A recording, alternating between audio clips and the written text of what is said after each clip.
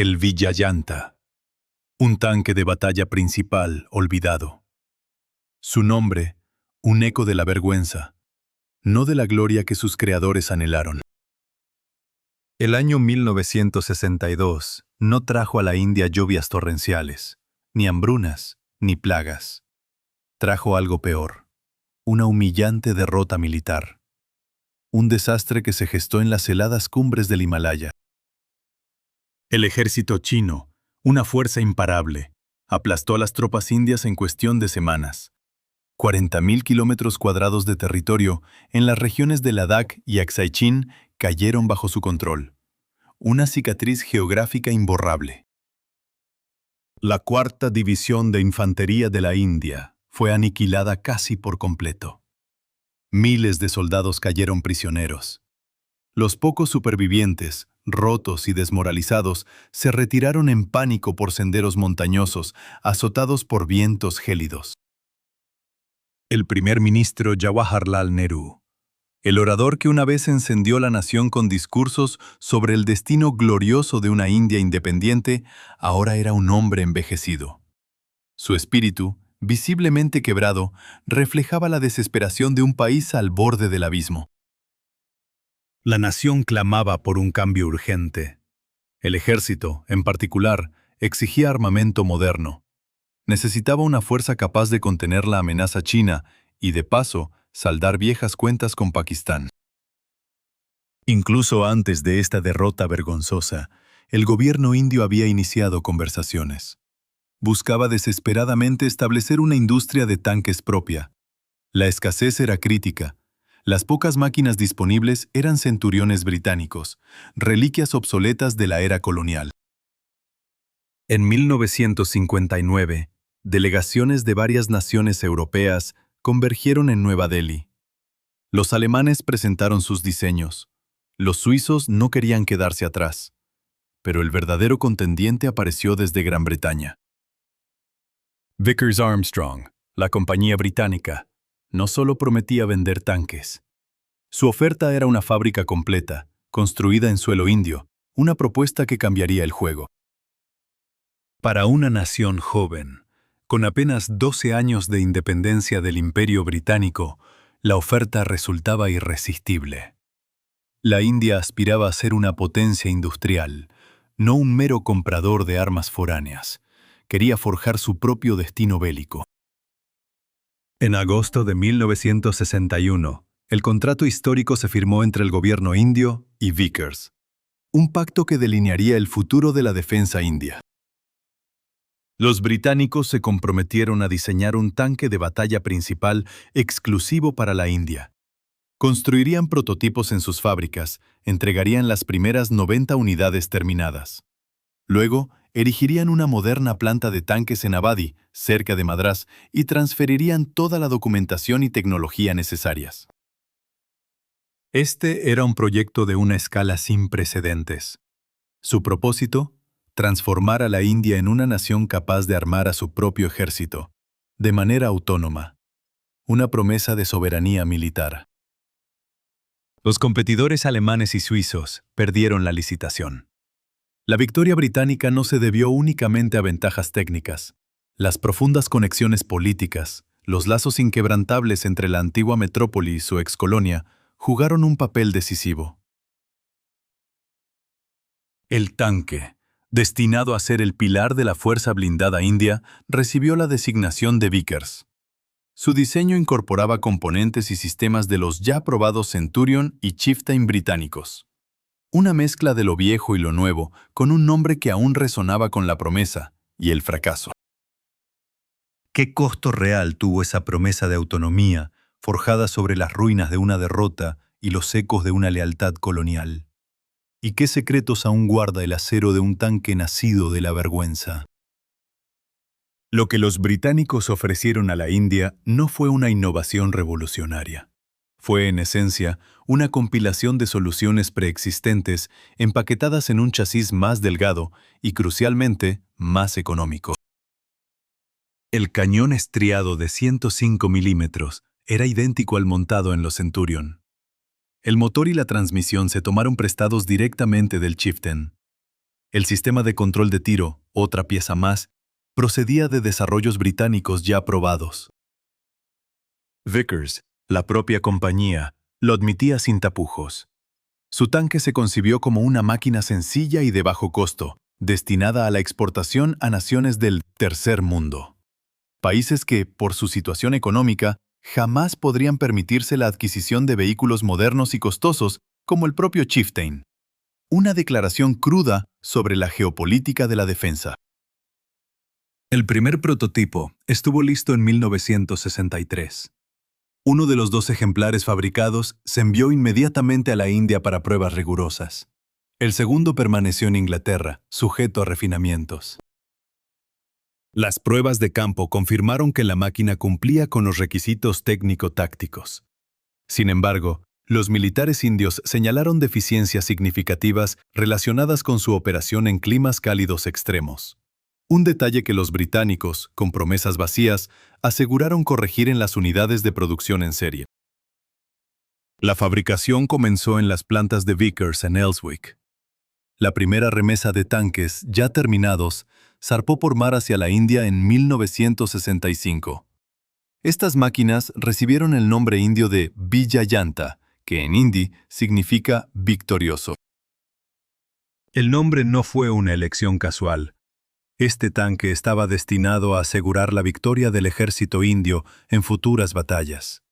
Un presagio, o tal vez una maldición, que se cernía sobre su destino. En enero de 1965, de la cadena de montaje de la fábrica de vehículos pesados de Avadi, salió el primer tanque ensamblado en suelo indio. La mayoría de sus componentes, no obstante, seguían llegando desde el Reino Unido. Fue un momento de euforia nacional. Los periódicos proclamaron el amanecer de una nueva era en la defensa india. Los políticos pronunciaron discursos grandilocuentes sobre un avance tecnológico sin precedentes. Nadie, en aquel entonces, podía prever la larga y contradictoria trayectoria que aguardaba a este tanque. Nadie imaginaba que participaría en guerras sangrientas y se convertiría en un símbolo no solo de victorias, sino también de la vergüenza para quienes lo concibieron. El Vijayanta apenas iniciaba su camino. Por delante le esperaban los desiertos de Rajastán, los pantanos de Bengala Oriental y los muros sagrados del Templo Dorado de Amritsar. Los ingenieros de Vickers apostaron por una disposición clásica, un diseño probado durante décadas en la construcción de tanques. En la parte delantera del casco, soldado a partir de láminas de blindaje laminado, se encontraba el compartimento de conducción. Allí el conductor mecánico se sentaba desplazado hacia el lado derecho. A su izquierda se ubicaba el compartimento de municiones, con capacidad para 25 proyectiles del cañón principal. Una decisión que, en retrospectiva, se revela como extremadamente arriesgada. Un impacto en la parte izquierda del casco podía detonar los proyectiles, transformando el tanque en una fosa común para su tripulación.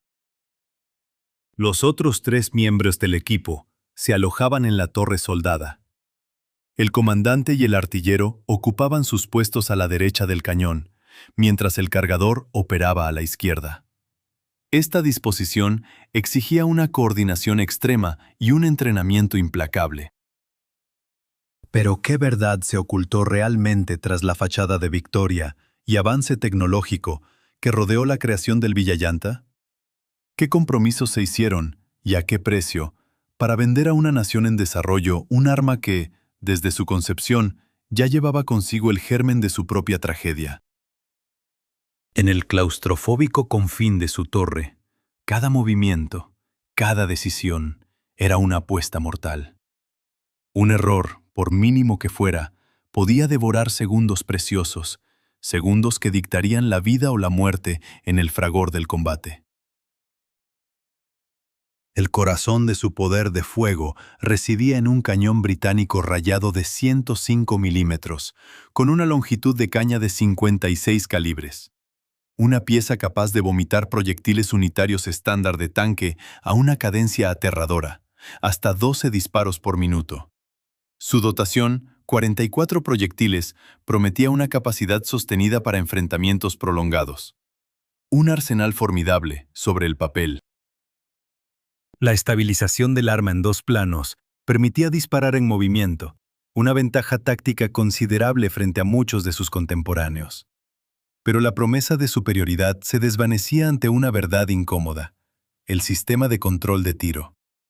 Era idéntico al instalado en las primeras versiones del Centurion y el Chieftain. Esto significaba que, en el mismo instante de su concepción, el Villallanta nacía con una electrónica ya obsoleta. Para determinar la distancia al objetivo, se recurría a una ametralladora pesada de puntería, coaxial al cañón principal. Disparaba una ráfaga de 3 balas trazadoras. El artillero, observando su impacto, ajustaba la mira. Un método arcaico. Incluso para los estándares de los años 60, una década donde los telémetros láser ya comenzaban a equipar a las máquinas occidentales, la precisión, un lujo que sus tripulaciones no siempre tendrían. El armamento secundario se completaba con 2 ametralladoras de 7,62 milímetros. Una, coaxial al cañón principal. La otra, montada en la cúpula del comandante, destinada a la defensa antiaérea y la contención de infantería. Un complemento estándar, pero ¿suficiente para compensar sus deficiencias fundamentales? La protección blindada del tanque generó interrogantes entre los especialistas militares desde el primer boceto.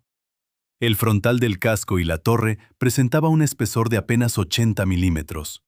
Los flancos estaban defendidos por una capa de acero de entre 6 y 10 milímetros. La parte trasera, una burla a la seguridad, se cubría con una lámina de solo 20 milímetros. Para ponerlo en perspectiva, los tanques soviéticos de la época ofrecían una protección significativamente superior. Incluso los Patton estadounidenses, en servicio con el ejército pakistaní, estaban blindados con una solidez mucho mayor. El Villallanta era, en esencia, un sarcófago de acero delgado. Vickers justificó esta fragilidad con la obsesión de reducir la masa del vehículo a 40,5 toneladas. El objetivo: asegurar una movilidad aceptable sobre los terrenos blandos y los puentes precarios del subcontinente indio. Una elección de diseño que priorizaba la logística sobre la supervivencia de la tripulación. Un compromiso que se pagaría con sangre. El corazón mecánico del tanque era un motor diésel Leyland de 2 tiempos, 6 cilindros, capaz de entregar 535 caballos de fuerza. Estaba acoplado a una transmisión Merritt Wilson, que ofrecía 6 marchas hacia adelante y 2 hacia atrás. Esta unidad de potencia, heredada del Chieftain, gozaba de una reputación de fiabilidad para su época. La posibilidad de reemplazar el bloque motor en el campo de batalla en tan solo 30 minutos era una ventaja crítica, especialmente en operaciones lejanas a las bases de reparación. Su velocidad máxima alcanzaba los 48 kilómetros por hora, con una autonomía de 480 kilómetros. Esto permitía largas marchas sin la necesidad constante de reabastecimiento. La suspensión, de barra de torsión individual, contaba con 6 ruedas de apoyo dobles recubiertas de goma por cada lado, y amortiguadores hidráulicos en la primera, segunda y sexta ruedas. Una característica singular del Villallanta, casi irónica dada su vulnerabilidad, era su capacidad para vadear obstáculos acuáticos a flote. Una máquina diseñada para cruzar ríos, pero quizás no para sobrevivir a un impacto directo. ¿Qué precio se paga cuando la movilidad y el coste dictan la supervivencia? ¿Cuántas vidas se sacrifican en el altar de la conveniencia estratégica y los compromisos de diseño? La historia del Villallanta es un eco silencioso de estas preguntas, una sombra persistente en los anales de la guerra. Un artefacto de flotación individual, de tipo armazón, idéntico a los empleados en los viejos Centurión, prometía una capacidad fluvial sin precedentes. Su movimiento, impulsado por orugas, era agónicamente lento, apenas 6,5 kilómetros por hora. Sin embargo, la mera posibilidad de cruzar ríos sin puentes representaba un valor incalculable para los teatros de operaciones militares plagados de barreras acuáticas. La teoría era impecable. La realidad, sin embargo, era otra. Este equipo, A pesar de su potencial estratégico, se utilizó con una rareza casi patológica. Su instalación exigía un tiempo considerable y, lo que era más crítico, una tripulación altamente entrenada. La promesa de una ventaja táctica se desvanecía ante las exigencias logísticas y la cruda ineficiencia en el campo de batalla. La producción de tanques en Bawada, por su parte, se arrastraba a un ritmo lamentablemente inferior al planificado. Los trabajadores e ingenieros indios apenas comenzaban a dominar tecnologías complejas, forjando una calidad de ensamblaje que dejaba mucho que desear. Las entregas de componentes vitales desde Gran Bretaña sufrían retrasos crónicos, estrangulando el flujo de la cadena de suministro y condenando la iniciativa al estancamiento.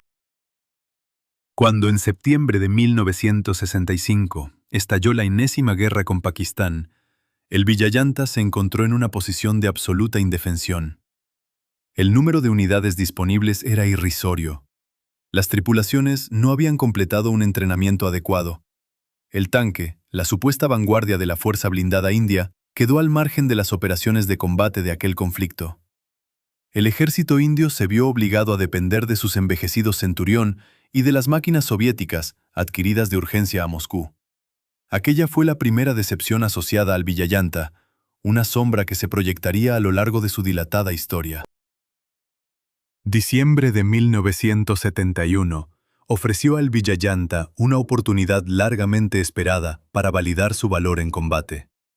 La Tercera Guerra Indo-Pakistaní se desencadenó a raíz de los turbulentos eventos en Pakistán Oriental, donde la población bengalí se había levantado contra la autoridad de Islamabad, solo para enfrentar una brutal represión por parte del ejército pakistaní. Millones de refugiados se desbordaron a través de la frontera hacia la India, creando una catástrofe humanitaria de proporciones épicas y proporcionando un pretexto ineludible para la intervención militar. Para entonces, el ejército indio contaba con aproximadamente 300 tanques Vijayanta en su arsenal. El alto mando decidió lanzarlos al frente oriental, con la misión de aniquilar la agrupación pakistaní y liberar el territorio del futuro Bangladesh. El teniente general Jagjit Singh Aurora, al mando de las fuerzas indias en el este, optó por una táctica de blitzkrieg fulminante, diseñada para privar al enemigo de cualquier oportunidad de organizar una defensa coherente. Las divisiones de infantería octava, 28 y 57, reforzadas con unidades de tanques Vijayanta, lanzaron una ofensiva simultánea desde múltiples direcciones. Su estrategia era clara: flanquear las posiciones fortificadas del enemigo y avanzar implacablemente hacia Dhaka. Los tanquistas indios ejecutaron una táctica de ruptura clásica, explotando las debilidades inherentes en la defensa enemiga y evitando los combates prolongados por puntos de apoyo. Las tropas pakistaníes en Pakistán Oriental, ya desmoralizadas por las implacables acciones de los insurgentes bengalíes, no anticiparon un golpe tan rápido y devastador por parte de un ejército regular. En este escenario de terrenos pantanosos y la miríada de ríos de Bengala, el Vijayanta demostró una capacidad operativa más que digna. Pero esta aparente redención, este breve momento de eficacia, ¿fue el resultado de una mejora genuina del tanque o simplemente la consecuencia de un enemigo desmoralizado y una estrategia superior, enmascarando las fallas sistémicas que aún persistían bajo la superficie? Su masa, relativamente contenida, permitía al blindado sortear puentes que habrían colapsado bajo el peso de tanques más pesados. Su movilidad en los anegados campos de arroz resultaba sorprendentemente aceptable. Las anchas orugas y una distribución de peso meticulosamente calculada lo hacían posible. Las tripulaciones, en el fragor del combate, validaron sus máquinas. Sin embargo, una verdad incómoda persistía. Su protección era insuficiente contra el fuego de las armas antitanque, una vulnerabilidad que se pagaría cara. En el frente oriental, el ejército pakistaní apenas contaba con vetustos tanques Chafe de fabricación estadounidense. Máquinas obsoletas, incapaces de medirse en igualdad de condiciones con la vanguardia india. El cañón de 105 milímetros del Vijayanta perforaba la armadura de los Chafe a cualquier distancia de combate real. Una superioridad aplastante, Mientras tanto, los cañones de 76 milímetros de los Chaffee eran, en la práctica, inútiles contra la robusta ingeniería india. La balanza estaba desequilibrada desde el inicio, pero el frente occidental presentaba un escenario radicalmente distinto. Allí, los tanquistas indios se enfrentaron a los formidables Patton estadounidenses. Blindados equipados con cañones de 90 milímetros y protegidos por un blindaje considerablemente más grueso, los combates en los desiertos de Rayastán y en las llanuras del Punjab escalaron a una ferocidad brutal. El Vijayanta, que en el este había sido un depredador, aquí comenzó a sufrir pérdidas significativas. La ecuación de la guerra había cambiado. La batalla del río Basantar, a mediados de diciembre, se convirtió en un matadero. Las unidades blindadas indias chocaron contra una defensa pakistaní encarnizada, fortificada con campos minados y posiciones antitanque que convertían cada avance en una sentencia. Las unidades de ingenieros, bajo una lluvia de fuego enemigo, se arrastraban para abrir brechas en los campos minados. Los tanques, con su blindaje como única promesa, los cubrían, silenciando los puntos de fuego pakistaníes. Cada metro ganado era una victoria pírrica, empapada en sangre y sudor. En este infierno, un hombre emergió. El subteniente Arun Ketarpal, de 21 años, del 17º Regimiento de Caballería Pune Horse. Él comandaba un tanque Vijayanta. Su unidad asaltó las posiciones blindadas pakistaníes cerca de la aldea de Yarpal. En un combate cuerpo a cuerpo, el joven oficial, con una frialdad escalofriante, destruyó personalmente 7 Pattons enemigos. Una proeza que desafía la lógica de la supervivencia. Su máquina recibió un impacto directo. El Vijayanta, ahora una antorcha, ardía. El mando, a través de la radio, ordenó a Ketarpal que se retirara. Su respuesta fue una sentencia. El enemigo estaba demasiado cerca, no había retirada posible. El teniente continuó disparando desde el tanque en llamas hasta agotar el último proyectil. Murió en su puesto de combate, una figura solitaria contra la inmensidad del fuego y el acero. Póstumamente, se le concedió la más alta condecoración militar de la India. Su sacrificio se grabó como un símbolo de la indomable valentía de los tanquistas indios en aquella guerra. Un recordatorio brutal del precio de la gloria. En la batalla de Basantar, el lado pakistaní perdió un total de 46 tanques. Las pérdidas indias, en contraste, se limitaron a 10 máquinas. Una victoria táctica que abrió el camino para una ofensiva posterior. Esta victoria, decisiva, pulverizó la capacidad blindada pakistaní en la región. Un golpe estratégico que resonaría mucho más allá de las dunas y los campos. En el frente oriental, los acontecimientos se precipitaron con una velocidad aún mayor. El 16 de diciembre, la guarnición pakistaní en Dhaka capituló. 90.000 soldados y oficiales depusieron las armas. Fue la mayor catástrofe militar en la historia de Pakistán. Al mismo tiempo, el triunfo rotundo del ejército indio, y el Vijayanta, el victorioso, jugó su papel silencioso pero letal. El tanque, cuyo nombre significaba precisamente victorioso, finalmente había traído la victoria. Pero el coste fue inmenso. Demasiadas máquinas quedaron esparcidas, retorcidas y silenciosas. ¿Cuántos nombres, cuántas vidas se sacrificaron en el altar de esa victoria, y qué verdades ocultas permanecen enterradas bajo el polvo de esos campos de batalla? 13 años después, el tanque Vijayanta se enfrentaría a una operación que mancharía para siempre su reputación, inscribiendo una de las páginas más sombrías en la historia de la India independiente. Era el verano de 1984. La primera ministra, Indira Gandhi, ordenó el asalto al Templo Dorado de Amritsar, el lugar más sagrado para millones de sikhs en todo el mundo. Dentro de aquel complejo inexpugnable, el carismático predicador Jarnail Singh Bhindranwale se había Las negociaciones se habían estancado. La tensión se acumulaba desde hacía meses.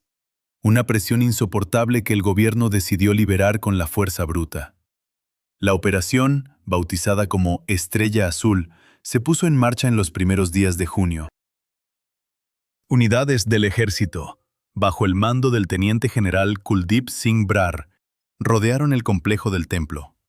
Dentro, junto a los insurgentes, miles de peregrinos inocentes celebraban el aniversario del martirio del Gurú Arjan. Una trampa mortal se cerraba lentamente. Los militares anticipaban una rendición rápida, un desenlace sin resistencia. Subestimaron la preparación y el armamento de los sitiados. La defensa del templo no era obra de aficionados. La había orquestado el mismísimo exgeneral de división del ejército indio, Shabek Singh, expulsado de las filas y ahora aliado inquebrantable de los separatistas sikhs. Singh transformó las antiguas paredes en una fortaleza moderna, un laberinto de posiciones de tiro calculadas, con reservas de armas ocultas. Cada rincón, cada galería, se convirtió en un punto estratégico. El asalto comenzó la noche del 4 de junio. Desde el primer instante, todo se desmoronó. Las unidades de infantería, al intentar penetrar el complejo, fueron recibidas por un diluvio de fuego automático y granadas propulsadas. Las bajas entre los soldados se multiplicaban a cada hora. El avance se medía en metros, no en kilómetros. Los combatientes de Bhindranwale conocían cada pasadizo, cada tejado del templo. Utilizaban las azoteas y las galerías para establecer un fuego cruzado implacable, una guillotina de plomo que literalmente diezmaba a los atacantes. Los vehículos blindados, introducidos para apoyar a la infantería, demostraron ser vulnerables a las granadas antitanque. Uno de ellos fue alcanzado directamente, inmovilizado, humeante. Al anochecer del 5 de junio, el alto mando comprendió la cruda verdad. Sin blindados pesados, el templo no caería. El general Brar solicitó apoyo de tanques. Alrededor de las 10 de la noche, 7 tanques Villayanta del 16º Regimiento de Caballería avanzaron hacia el complejo sagrado, abriéndose paso por la entrada principal, flanqueada por la Torre del Reloj. La decisión no fue fácil. Implicaba bombardear un lugar venerado por millones. Pero para los militares no quedaba otra opción. La madrugada del 6 de junio, los Vijayanta ocuparon sus posiciones. Recibieron la orden de abrir fuego contra el Akal Takht, el centro espiritual de la fe Sikh, donde se concentraban las principales fuerzas defensivas. Los cañones de 105 milímetros de los Vijayanta comenzaron su metódica destrucción. Obuses de fragmentación y alto explosivo pulverizaban las antiguas paredes. Muros que habían resistido siglos, que habían sobrevivido a innumerables invasiones, ahora se desintegraban bajo el fuego de su propia nación. ¿Qué cicatriz imborrable deja en el alma de una nación el bombardeo de su propio santuario más sagrado? El estruendo de la artillería resonaba sobre el sagrado estanque de Amritsarovar, el mismo que dio nombre a la ciudad, mientras columnas de humo y polvo se elevaban desde las ruinas del Akal Takht. Peregrinos, convertidos en rehenes de aquella masacre, se ocultaban aterrorizados donde podían. Muchos cayeron bajo el fuego cruzado o por balas perdidas. El número exacto de víctimas civiles nunca se reveló. Los datos oficiales hablaban de varios cientos de muertos, pero fuentes independientes citaban cifras multiplicadas, sugiriendo una verdad mucho más sombría, oculta bajo el velo del silencio oficial. Al amanecer del 7 de junio, la resistencia fue aplastada. Los cuerpos de Bhindranwale, Shabek Singh y otros líderes rebeldes fueron encontrados entre los escombros del Akal Takht. El ejército había cumplido su misión. El coste, sin embargo, era monstruoso. La profanación del templo sagrado desató una ola de indignación entre los sikhs de todo el mundo. Cientos de soldados sikhs se sublevaron en sus unidades y marcharon hacia Amritsar, buscando vengar la afrenta. Fueron interceptados por otras divisiones del ejército. Decenas de militares murieron en los tiroteos en las carreteras. Más de 2.600 amotinados fueron arrestados y sometidos a consejo de guerra. La retribución alcanzó a Indira Gandhi el 31 de octubre de ese mismo año. 2 de sus propios guardaespaldas sikhs acribillaron a la primera ministra en el jardín de su residencia. El asesinato provocó pogromos contra la población sikh en Delhi y otras ciudades, cobrándose la vida de miles de personas inocentes. El Vijayanta, concebido para proteger la nación de enemigos externos, se transformó en un instrumento de fratricidio. Se convirtió en el símbolo de una tragedia que desgarró la sociedad india. Este tanque, cuyo nombre significa victorioso, logró una victoria que muchos en la India desearían borrar para siempre de la memoria colectiva. Tras los trágicos sucesos de Amritsar, el ejército indio se vio obligado a reconsiderar seriamente el futuro de su flota de tanques. A mediados de los años 80, el Vijayanta ya no cumplía los requisitos del campo de batalla moderno. El alto mando lanzó entonces un ambicioso programa de modernización, bautizado como Bison. Los ingenieros planificaron la instalación de un nuevo sistema de control de fuego con telémetro láser y un calculador balístico electrónico. Reemplazarían la obsoleta ametralladora de puntería por una óptica avanzada. Para los combates nocturnos, los tanques serían equipados con miras electroópticas e infrarrojos. El nuevo juego de municiones incluiría proyectiles perforantes de subcalibre, capaces de neutralizar blindajes modernos a distancias considerables. La protección del vehículo también exigía mejoras urgentes.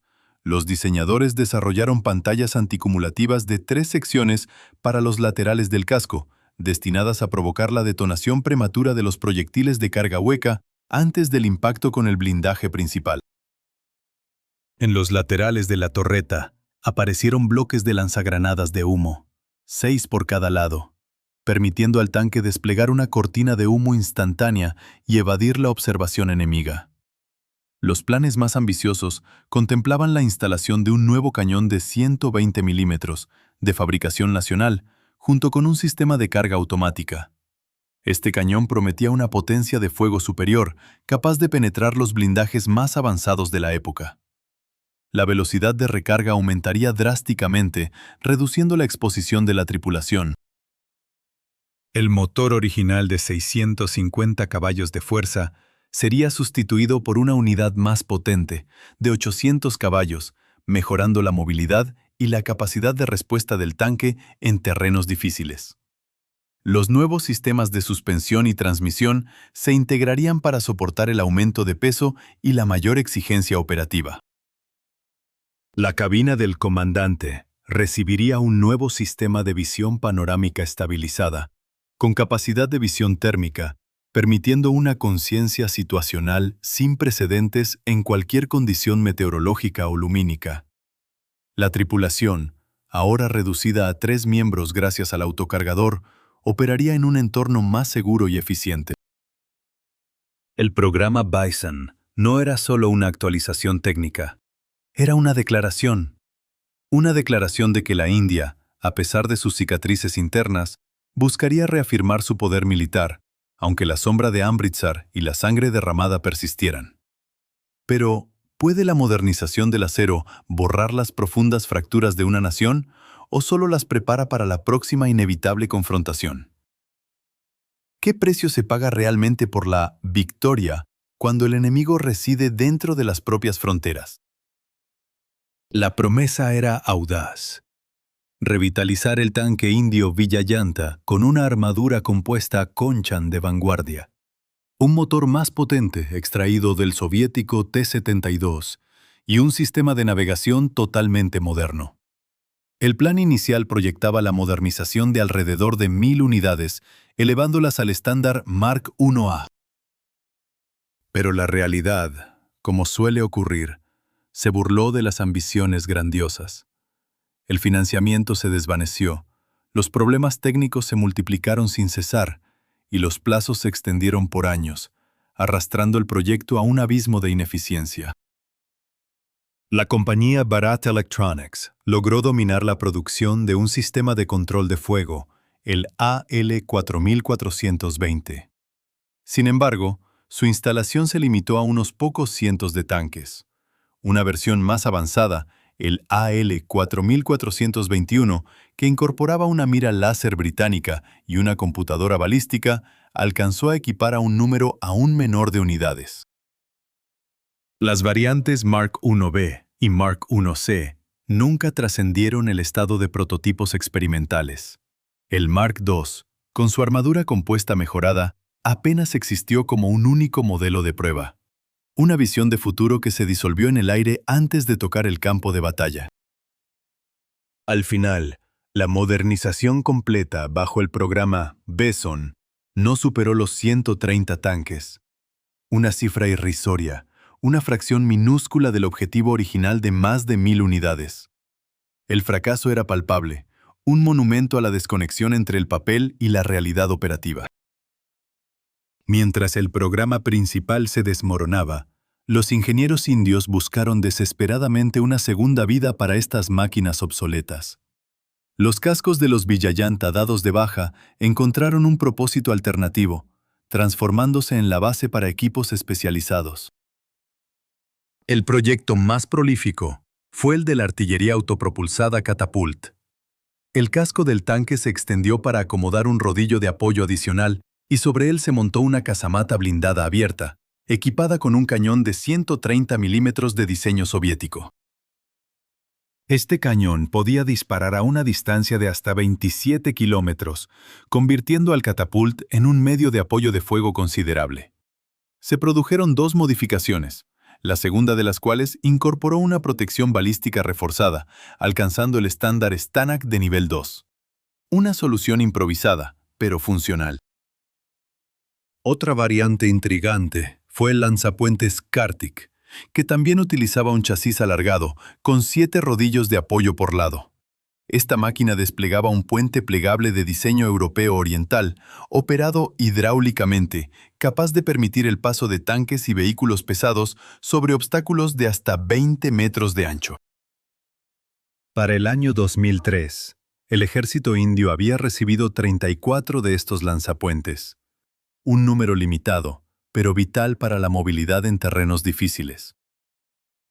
Alrededor de 200 cascos se reconvirtieron en vehículos blindados de reparación y evacuación, equipados con grúas de 10 toneladas de capacidad de carga y cabrestantes con una fuerza de tracción de 25 toneladas. Estas unidades reemplazaron a los ya francamente antiguos evacuadores basados en los Sherman y Centurión. En 1997, el alto mando militar tomó la decisión inevitable. El Vijayanta sería retirado gradualmente del servicio activo. Primero, 296 vehículos de las series iniciales fueron dados de baja. Luego, se detuvo la revisión general de los tanques restantes. La producción de piezas de repuesto había cesado mucho antes, en 1989. El Vijayanta fue reemplazado por los T-72 soviéticos, fabricados bajo licencia en la India y conocidos como Ayeya. Estos nuevos tanques superaban a la antigua máquina en todos los parámetros, sellando el destino de un diseño que había luchado por mantenerse relevante. Para el año 2008, los últimos tanques de línea Vijayanta habían abandonado las unidades de combate. Pero la historia, en el fondo, no terminó allí. La sombra de estas ambiciones fallidas, de los recursos malgastados y de la dependencia tecnológica, ¿cuánto tiempo más persistirá sobre la capacidad de defensa de una nación? Máquinas dadas de baja, destinadas al desguace, encontraron un destino más siniestro. No fueron fundidas, en cambio, fueron enterradas. En la tensa línea de control de Cachemira, frontera con Pakistán, estos carros de combate, supuestamente obsoletos, se transformaron en puntos de fuego fijos.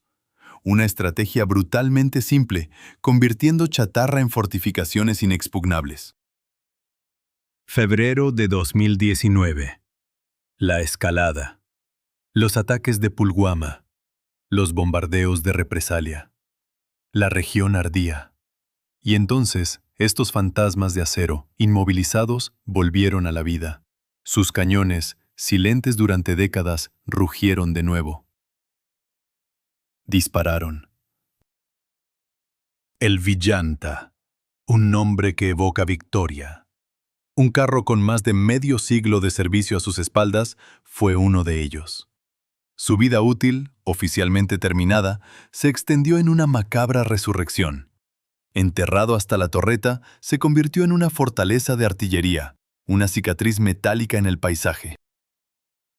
¿Cuántos otros secretos bélicos yacen enterrados, esperando el próximo estallido?